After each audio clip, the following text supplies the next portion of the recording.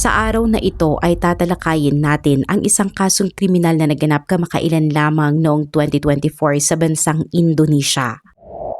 Umiikot ang kasong ito kay Supriento, isang lalaking naninirahan sa nayon ng Setran, distrito ng Slogihimo, Rehencia, Wonogiri, Central Java. Siya ay lumaki kasama ang kanyang mga magulang, ngunit dahil sa matinding suliranin sa pananalapi, napilitan siyang huminto sa pag-aaral habang nasa antas pa lamang ng junior high school. Mula pa sa murang edad ay iba't ibang uri na ng manual na trabaho ang kanyang pinasok sa kanilang nayon upang kumita ng ikabubuhay. Gayunpaman ay hindi regular ang kanyang hanap buhay sapagkat umaasa lamang siya sa mga pansamantalang trabahong iniaalok sa kanya. Kabilang dito ang pagkukumpuni ng mga tumutulong bubong, pag-aayos ng water pump, paglilinis ng mga hardin at iba pang mga racket basta't may mapagkakakitaang trabaho. Pagsapit ng 19, sa kabila ng kanyang murang gulang ay nagpasya si Supriento na magpakasal. Matapos ang kanilang kasal ay lumipat sila ng kanyang asawa sa isang bahay na ibinigay ng kanyang mga magulang na matatagpuan pa rin sa nayon ng Setran. At habang nagpapatuloy ang kanilang pagsasama ay nabiyayaan sila ng 2 anak. Habang lumalaki ang kanilang pamilya, kasabay ding dumami ang kanilang mga gastusin at dito nagsimulang lumala ang kanilang mga suliraning pinansyal. Nanatili pa ring isang ordinaryong manggagawa si Supriento na walang permanenteng hanap buhay at kumikita lamang kapag may kumukuha sa kanyang serbisyo.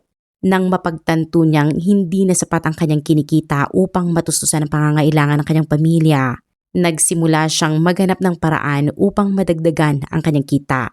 Kalaunan ay tumanggap siya ng trabaho bilang parking attendant sa isang pasyalan sa Wonogiri sa pag-asang mas lalaki ang kanyang kinikita. Subalit sa kabila ng kanyang pagsisikap, hindi pa rin bumuti ang kalagayang pinansyal ng kanyang pamilya.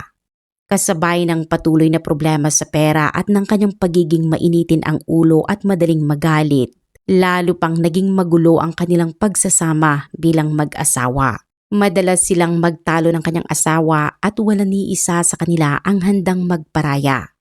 Samantala, noong 2009 ay naharap si Supriento sa isa na namang problema matapos niyang isanla ang kanyang cellphone kapalit ng 500,000 rupiya.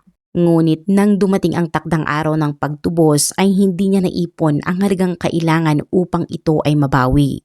Dahil kailangan niya agad ng 500,000 rupiya, nagsimula siyang mag-isip ng mabilis na paraan upang makakuha ng pera. Sa gitna ng kanyang matinding desperasyon, nakabuo siya ng isang mapanganib na plano. Ang pagnanakaw ng motorsiklo mula sa isang taong mapapadaan sa kanilang target na lugar. Upang may sakatuparan ito, nakipagsabuatan siya sa kapwa niya parking attendant na si Sorono at magkasama nilang binalak tambangan ng isang biktima sa isang liblib na kalsada sa Dono Loyo Forest. Pamilyar na pamilyar si Supriento sa lugar na iyon sapagkat isa itong tahimik na kalsadang bihirang daanan ng mga sasakyan, bagamat madalas naman itong puntahan ng mga magkasintahang naghahanap ng pribadong lugar. Pagsapit ng Mayo taong 2009, isinagawa nila ang kanilang plano nang magtagpo sina Supriento at Sorono sa gilid ng naturang kalsada habang naghihintay ng kanilang mabibiktima. Hindi nagtagal ay may isang magkasintahang sakay ng motorsiklo na dumaan at sila ang napili nilang target. Gayunpaman, hindi lamang sila ninakawan ng 2 sospek kundi marahas din silang inatake. Tinangay ng mga salarin ang lahat ng mahalagang gamit ng mga biktima, kabilang ang isang Yamaha Mio na motorsiklo, 2 cellphone, 2 pitaka at isang gintong singsing. Matapos ang insidente, mabilis na tumakas ang 2 sospek at iniwan ang magkasintahan sa gilid ng kalsada na nagtamo ng matitinding sugat matapos silang paulit-ulit na tagain gamit ang karit. Makalipas ang 2 oras, may mga residenteng napadaan sa lugar at natagpuan ang 2 biktimang wala ng galaw at dugo ang nakahandusay sa tabi ng kalsada. Agad naman silang isinugod ng mga residente sa ospital upang mabigyan ng agarang lunas, ngunit sa kasamaang palad, idineklarang nasawi ang isa sa mga biktima pagdating pa lamang sa ospital. Samantalang ang isa naman ay himalang nakaligtas, ngunit nananatiling nasa kritikal na kondisyon. Hindi nagtagal ay nagsagawa ng malawakang investigasyon ng pulisya na kalaunan ay humantong sa pagkakaaresto kina Suprianto at Sorono. Matapos ang mahabang proseso ng investigasyon, umabot sa paglilitis ang kaso noong Oktubre taong 2009. Batay sa naging hatol ng hukuman, sinintensyahan si Suprianto ng 15 taong pagkakakulong, habang si Sorono naman ay pinatawan ng 10 taong pagkakabilanggo. Kapos sila ipinadala sa Sragen Prison na matatagpuan sa rehensya ng Sragen Central Java. Pagkatapos maaresto si Suprianto, labis na nasaktan at napahiya ang kanyang asawa nang malaman ang kanyang pagkakasangkot sa maras na krimen kaya nagpasya itong makipagdiborsyo. Sa katunayan ay ito ang pinakamabigat na dagok para kay Suprianto sapagkat sabay-sabay niyang nawala ang kanyang pamilya, ang kanyang kalayaan at ang kinabukasang inaasahan niya. At habang nasa loob ng kulungan ay unti-unti siyang nilamon ng matinding pagsisisi. Sa panahong iyon, nagpakita si Suprianto ng mga palatandaan ng pagbabago nang mas pagtuunan niya ng pansin ang relihiyon, maging masigasig sa pananalangin at magsilbi pa bilang imam na namumuno sa sama-samang panalangin ng mga kapwa niya bilanggo. Maging ang mga opisyal ng piitan ay nakapansin ng positibong pagbabago sa kanyang asal at pag-uugali. Makalipas ang humigit kumulang 11 taon ng pagkakabilanggo, nagpatupad ang pamahalaan ng Indonesia noong 2020 ng programa para sa pagbabawas ng sentensya at social reintegration ng mga bilanggo na may maayos na record. Sa ilalim ng programang ito, ang mga nakapagsilbi na ng higit sa kalahati ng kanilang sentensya at nagpakita ng mabuting asal ay pinayagang makalaya ng mas maaga upang makatulong sa pagbawas ng panganib ng pagkalat ng COVID-19 sa loob ng mga piitan. Dahil kabilang siya sa mga itinuturing na nagbago at nakapagsilbi na ng mahigit kalahati ng kanyang sentensya, nakalaya si Suprianto noong 2020 sa ilalim ng naturang programa. Pagkalabas niya ng kulungan ay agad siyang bumalik sa kanyang bayan sa nayon ng Setran sa rehiyon ng Wonogiri kung saan namuhay siyang mag-isa sa isang hiwalay na bahay at malayo sa kanyang mga magulang at iba pang kapamilya. Matapos niyang mabawi ang kanyang kalayaan, muli siyang nagtrabaho bilang isang arawang manggagawa at tinatanggap ang anumang trabahong maaari niyang pagkakitaan. Hindi nagtagal, sa taon ding iyon ng 2020 ay nakilala niya ang isang babae at kalaunan ay naging mag-asawa sila. Gayunpaman, ilang buwan pa lamang ang lumilipas mula nang sila ay ikasal ay naghain na agad ng diborsyo ang kanyang bagong asawa. Ayon sa babae, hindi na niya kinaya ang marahas na pag-uugali at mabilis na pag-init ng ulo ni Suprianto. Sa katunayan, palagi siyang nabubuhay sa takot sapagkat madalas siyang pagbantaan ni Suprianto na bubuhusan ng gasolina at susunugin. Dahil dito ay nagpasya siyang tuluyang wakasan ang kanilang pagsasama.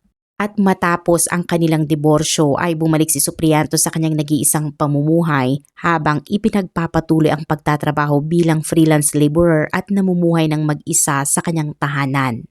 Samantala ay naging aktibo rin si Suprianto sa isang organisasyong pang-sports na pangunahing nakatuon sa martial arts. Napag-alaman na mayroon na pala siyang karanasan sa larangan ng martial arts at bihasa siya sa pankaksilat, isang tradisyonal na sining ng pakikipaglaban sa Indonesia. Dahil sa kanyang husay, mabilis siyang nakakuha ng tiwala at pagkilala mula sa mga miyembro ng organisasyon hanggang sa italaga siya bilang security officer ng grupo. Hindi lamang iyon dahil nagsilbi rin si Suprianto bilang instructor ng penkaksilat at nagturo sa isang grupo ng mga estudyante. At para sa marami, tila ito na ang naging positibong yugto ng kanyang buhay. At sa pamamagitan ng organisasyong ito ay nakilala niya ang isang babaeng nagngangalang Kartika Margaret na isa rin sa mga miyembro ng grupo. Bukod sa pagiging aktibong kasapi ng organisasyon, nagtatrabaho rin si Kartika bilang empleyado sa isang pribadong bangko ng Slogohimo, Wonogiri. Napag-alaman ding minsan na siyang nagkaroon ng asawa, ngunit isa na siyang single mother at naninirahan kasama ang kanyang mga magulang sa nayon ng Rundasari, Wonogiri, na humigit kumulang 15 minutong biyahe lamang mula sa tahanan ni Suprianto. Habang mas lalo silang nagkakakilala ay unti-unti ring nahulog ang loob nila sa isa't isa hanggang sa tuluyan silang naging magkasintahan noong 2021. Sa panahong iyon ay madalas bumisita si Suprianto sa bahay ni Kartika at ganoon din si Kartika sa tahanan ni Suprianto. Batid ng parehong pamilya ang kanilang relasyon at wala naman silang naging pagtutol dito. Subalit matapos ang ilang taon ng kanilang pagiging magkasintahan, isang hindi inaasang pangyayari ang naganap noong Marso ng 2024. Bigla na lamang nakipag-ugnayan ang dating asawa ni Kartika at hiniling na muli silang magkabalikan.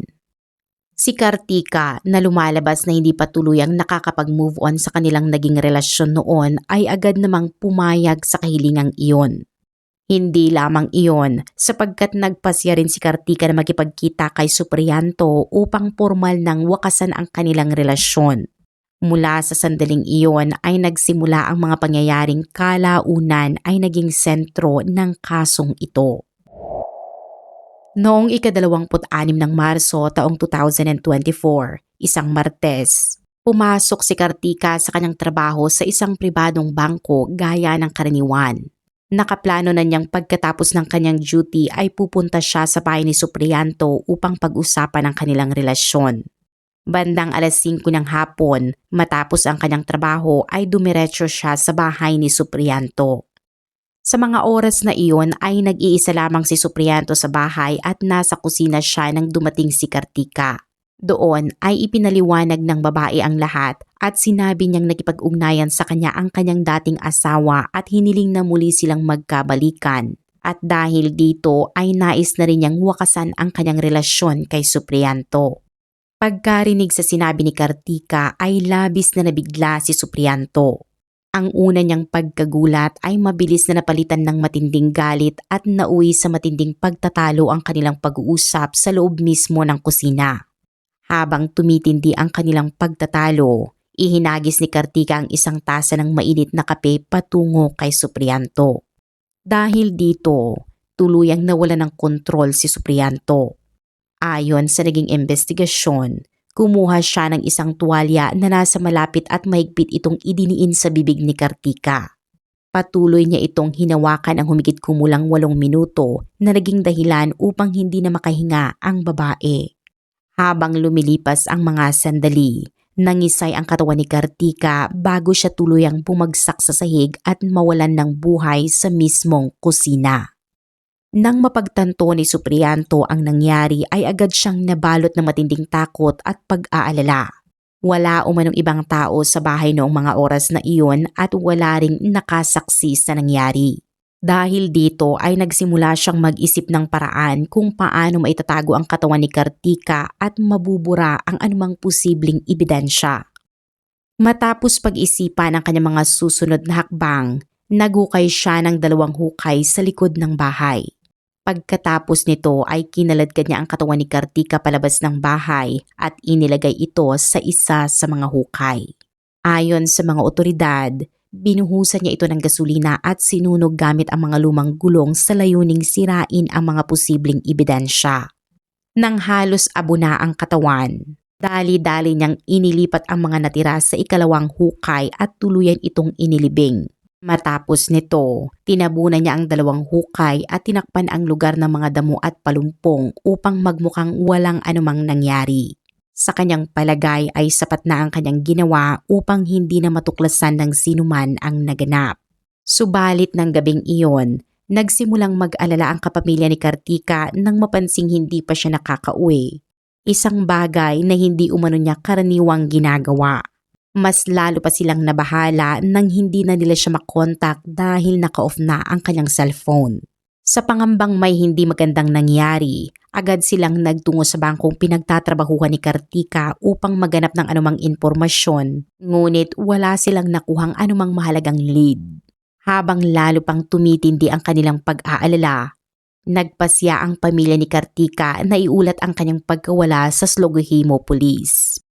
Pagkatanggap ng ulat ay agad na nagsimula ang investigasyon ng mga otoridad at opisyal na itinuring si Kartika bilang isang taong nawawala. Isa-isang kinapanayam ng mga investigador ang mga taong malapit sa kanya at sa proseso ng kanilang pagsisiyasat ay agad na napunta ang kanilang atensyon kay Suprianto. Dahil dito, nagtungo ang mga pulis sa bahay ni Suprianto upang ipaalam na naiulat ng nawawala si Kartika. Sa harap ng mga otoridad ay nagpanggap umano siyang nagulat at maring itinanggi na mayroon siyang anumang nalalaman tungkol sa pagkawala ng babae. Gayunpaman ay hindi agad naniwala ang mga pulis sa pahayag ni Suprianto. Mas lalo pang tumibay ang kanilang hinala nang magsalita ang pamilya ni Kartika at igit ang kanilang paniniwalang may kinalaman siya sa pagkawala ng babae. Hindi lamang dahil siya ang kasintahan ni Kartika, kundi dahil batid din ng pamilya ang kanyang nakaraan bilang isang dating bilanggo na nahatulan na sa isang mabigat na krimen. Nang mapatunayan ng mga investigador na dati nang nasangkot si Suprianto sa isang kasong pagpatay at kilala rin sa kanyang pagiging mainitin ang ulo at maras na ugali, lalo silang naging kumbinsido na maaari siyang may direktang kaugnayan sa pagkawala ni Kartika. Mula noon, lihim nilang minanmanan ang kanyang mga kilos habang sabay na kinakausap ang mga kapitbahay upang makakuha ng anumang impormasyong makakatulong sa kanilang investigasyon. Sa prosesong iyon ay isang mahalagang testimonya ang lumitaw. Ayon sa isa sa mga kapitbahay ni Suprianto, noong ika-26 ng Marso, ang araw na nawala si Kartika ay nakita niya ang isang babaeng pumasok sa bahay ni Suprianto bandang hapon. Gayunpaman, hindi na niya ito muling nakitang lumabas. Dahil sa salaysay na ito ay lalo pang tumibay ang hinala ng mga otoridad na si Kartika ay pumasok nga sa bahay ni Suprianto, ngunit hindi na muling nakita matapos noon. Dahil dito ay agad na bumalik ang mga pulis sa bahay ni Suprianto, ngunit sa pagkakataong ito ay may dala na silang search warrant upang masusing halugugin ang buong bakuran at kabahayan. Gumamit din sila ng mga K9 unit at maingat na sinuri ang bawat bahagi ng lugar. Hindi nagtagal, nagbigay ng senyales ang isa sa mga police dogs sa isang bahagi ng likod bahay na pinaghihinalaan nilang may kahina-hinalang nakabaon. Itinuon ng mga investigador ang kanilang paghuhukay sa naturang lugar at habang lumalalim ang kanilang paghuhukay ay natuklasan nila ang isang nakapanghihilakbot na eksena. Nakita nila ang isang pinaghihinalaang pinaglibingan at kalaunan ay nahukay ang nasunog na kalansay ng isang tao. Halos puro maitim na buto na lamang ang natira matapos itong masunog. Matapos ang natuklasan, agad na inaresto ng mga pulis si Suprianto. Samantala, dinala ang mga labi sa ospital para sa forensic examination kabilang ang DNA testing upang matiyak ang pagkakakilanlan ng biktima. Matapos ang masusing pagsusuri, kinumpirma ng resulta na ang mga labi ay kay Kartika.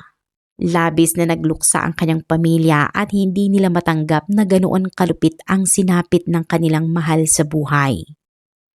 Kasunod nito ay isinailalim sa interogasyon si Suprianto. Sa paglipas ng investigasyon at sa dami ng ebidensyang nakalap ng mga otoridad, wala na siyang naging paraan upang itanggi pa ang kanyang pagkakasangkot sa krimen. Sa huli ay inamin niya ang nangyari at isinampa laban sa kanya ang kasong premeditated murder o planadong pagpatay. Ayon sa mga ulat noong panahong iyon, maaari siyang maharap sa pinakamataas na parusang itinakda ng batas para sa naturang kaso. Batay sa naging investigasyon, isa sa mga pangunahing motibong tinutukoy ng mga otoridad ay ang hindi niya matanggap ang desisyon ni Kartika na wakasan ang kanilang relasyon. Sa kasalukuyan ay hindi pa pinal ang hatol sa kasong ito dahil nagpapatuloy pa ang mga kaukulang proseso sa hukuman. Dahil dito ay wala pang pinal na desisyon kung ano ang magiging kaparusahan ni Suprianto. Dahil si Suprianto ay dati nang nahatulan sa isang seryosong krimen at muli na namang nahaharap sa kasong pagpatay, itinuturing siyang isang repeat offender. Kaya inaasahang isa sa alang-alang ng hukuman ng kanyang naging kriminal na record sa pagpapasya ng naangkop na kaparusahan alinsunod sa batas. Ipinapakita rin ng ilang pag-aaral na ang mga taong dati nang nasangkot sa mararahas na krimen ay maaaring magkaroon ng mas mataas na panganib na muling masangkot sa katulad ng mga paglabag. Bagamat ang bawat kaso ay nararapat pa ring suriin batay sa mga ebidensya at sa umiiral na proseso ng hustisya. Higit sa lahat, nagsisilbing paalala ang kasong ito na hindi dapat ipagsawalang bahala ang mga palatandaan ng marahas, mapagkontrol o mapang-abusong pag-uugali sa isang relasyon. Kung ang isang tao ay paulit-ulit na nakararanas ng pagbabanta, pananakot o pananakit mula sa kanyang kapareha, mahalagang humingi agad ng tulong sa mga pinagkakatiwalaang kamag-anak, kaibigan o sa mga kinaukulang otoridad sapagkat ang maagap na pagkilos ay maaaring makapagligtas ng buhay. At dito nagtatapos ang kaso para sa araw na ito. Ano ang inyong opinyon sa kasong ating tinalakay? Ibahagi ang inyong saloobin sa comment section sa ibaba at huwag kalimutang ikomento kung taga saan kayo at anong oras yung napanood ang video na ito para malaman namin kung saan umabot ang aming mga viewers. Maraming salamat muli sa inyong panonood at magkita-kita tayo sa mga susunod na kwento.